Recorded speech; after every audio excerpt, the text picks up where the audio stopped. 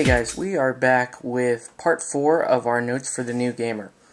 In this episode, I'm going to be talking about paint and what paints you might encounter or want to use as part of your intro into the gaming hobby. Now, we'll talk really quickly about what paint is. Paint is mainly 3 ingredients. So you've got pigment, which is your powder. I guess that's the best way to think of it. Just look at it as a powder that provides most of your hiding power and your flatness. And that pigment is mixed in with some water. And finally, it's mixed in with something we call in the paint industry a binder. A binder is the resin, or it's really just the glue that causes your paint to stick to stuff. And paint formulators know to balance these 3 main ingredients to get at the properties that they want. So for this discussion, we're going to talk about paint. We're not going to talk about things that are used in painting but aren't necessarily your quote-unquote typical water-based acrylic paint. So we're not really going to be talking about washes this time out. We're not really going to talk about glazes. And we're not going to talk about things like drying retardants or other types of ingredients that you may mix to paint.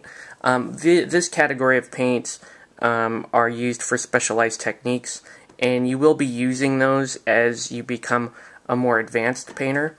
And there are plenty of videos explaining how to paint and what are some of the best techniques and so forth. Myself, not being a pro painter, I'm a little intimidated by this topic, but I feel that it's something that we need to cover.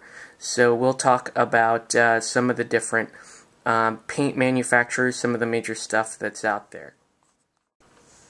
So first off, we want to dispel the notion that paint is paint. That's really just not true. There are many parts of the hobby where you can pick up tools, or you could pick up accessories and things outside of miniatures, away from the hobby store. But ultimately, when you're buying paint for your miniatures, you want to buy the paints that are in the hobby store, or paints that are formulated specifically for miniature painting. So what I'm saying is, you don't want to buy stuff like this. You know, even though this says watercolor and it's in a water-based acrylic sometimes. Don't go to your art store and buy this stuff. It's going to be horrible on your miniatures. You also really don't want to go too cheap with your paint. So you don't want to go to like an Art Mart or something and pick up this really cheap acrylic paint. Because yeah, that's acrylic paint, but it's not really designed for miniatures. So you know, I might use something like this for if I just need cheap layers over scenery. If I don't want to use my good expensive paints, I may use something like that. Definitely would never use the watercolors. And for the most part, you want to stay away from things like glossy paints like testers. Like you might find testers paints in craft stores and hobby stores. You're going to want to stay away from that for miniature painting. And then that's mainly because, you know, you want a nice flat-looking miniature that you can build your layers on and highlight and build your special effects in. Glossy coatings are going to obscure detail. They're going to bounce light all over your miniature, and things aren't just going to look very good. So those are some of the paints to avoid. So as with most of the hobby, GW, or Citadel, really has a full range of everything for the hobby, paint notwithstanding. So they've got their whole set of Citadel paints. And when I started, Citadel paints was, I think, the 3rd brand that I moved to, and stuck with them for a very long time, just not thinking that there's anything better out there. Now, Citadel paints are high-quality paints.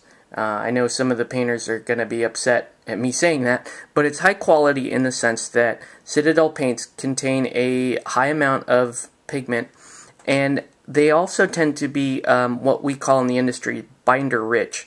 So it's a very sticky paint. with high pigment. So it's a little bit more expensive, and that leads to some good and bad qualities about Citadel paints. Citadel paints are they're going to stick very well. They are heavier consistency. They're thicker than many of the other paints we're going to be looking at. And a lot of painters look at that as a problem because you want your paints thin. You want to paint in very thin layers. But a very good paint for a beginner, especially if your main goal is just to cover the miniature. So when you start painting, your main goal really will be, I just want to get color on the miniature and I want to paint it and I want it to look relatively nice and clean, and I don't need to do anything fancy. At that point, Citadel paints are good for that. But some of their downsides, again, very thick paint, respectively.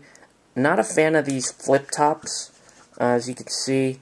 You know, it's just kind of a pain to get at the paint and thin the paint. And then you've got this inner chime or this channel in here where paint can get in and dry. That can prevent you from closing the lid. And so I'm just not a fan of flip tops in general.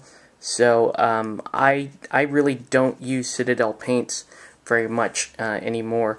One thing you can use these paints for that they do very well in terms of just covering and hiding is they're also very good dry brushing paints. And that's another reason why a lot of pro painters will stay away from GW Citadel paints, because dry brushing, while it's a very quick technique, it's a good technique for a beginner to use to get at pick apart detail very quickly.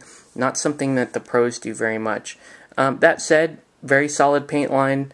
It's not something that I'm using anymore, though.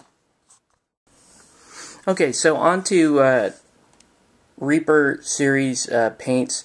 I have an older Reaper Pro paint. This is their copper. As you can see, this paint has been through some wear. But the main reason I wanted to show you this is because you can see this white layer here.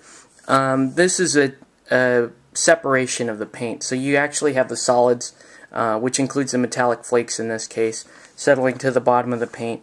And you've got the liquid part, which is mainly water, maybe a little binder in here that has risen to the top.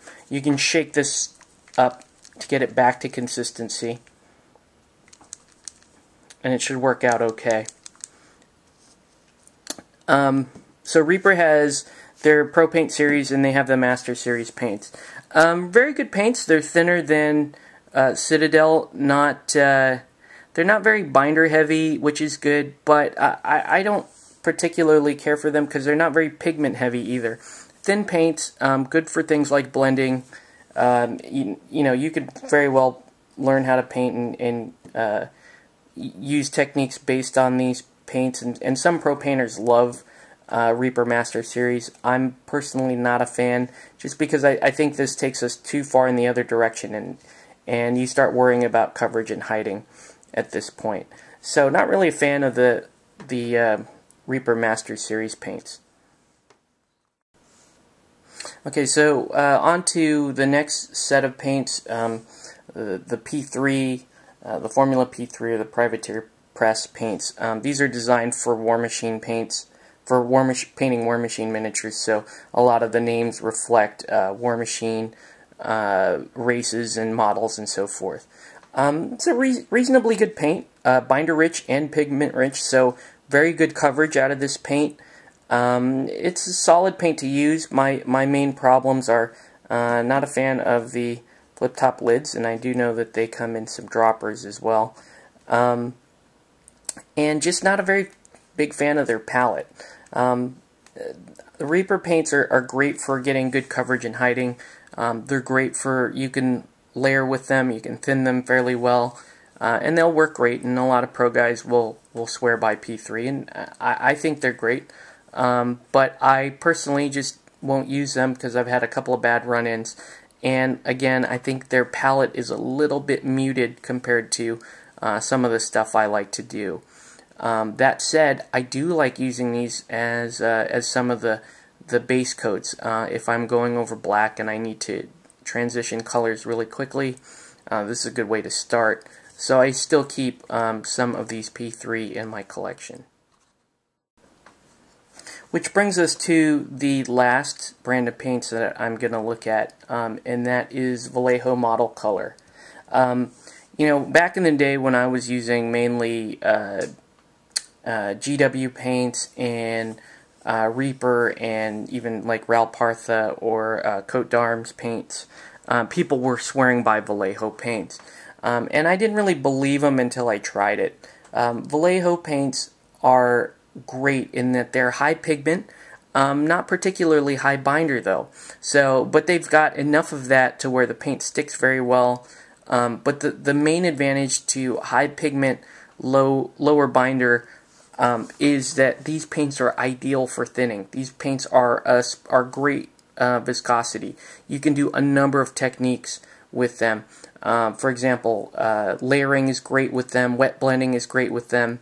Mixing colors and blending up, very great paint for that type of work. So Vallejo has become my main workhorse, and wherever I can, I go with Vallejo paints. Again, personal bias. There are painters that are so good they can paint wonderful models with just about any brand of paint, and they're loyal to that brand of paint because they understand its viscosity, they understand how to thin the paint, and how to work with it. So, Vallejo is really my paint of choice for using paints. I just find it to be the most versatile paint. It gives me good hiding, it gives me good thinning, good blending, and comes in the type of colors that I'm very happy with. They come in some very intense colors, some also very muted colors, and I can basically blend or mix to get whatever I want in between.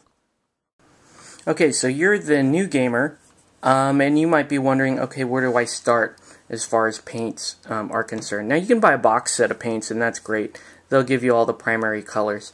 And that's probably the best idea to start with. So to start with, definitely you're going to want some white. You're obviously going to want black. You're going to want your primary colors as well. And this is a great place to start so that you can get you know, the primary colors for your models and so forth. In addition to that, depending on what force or whatever you're going to be painting, you're going to want the primary color and probably two companion colors. So if you were doing green, for example, you might want to go with a lighter green and a darker green.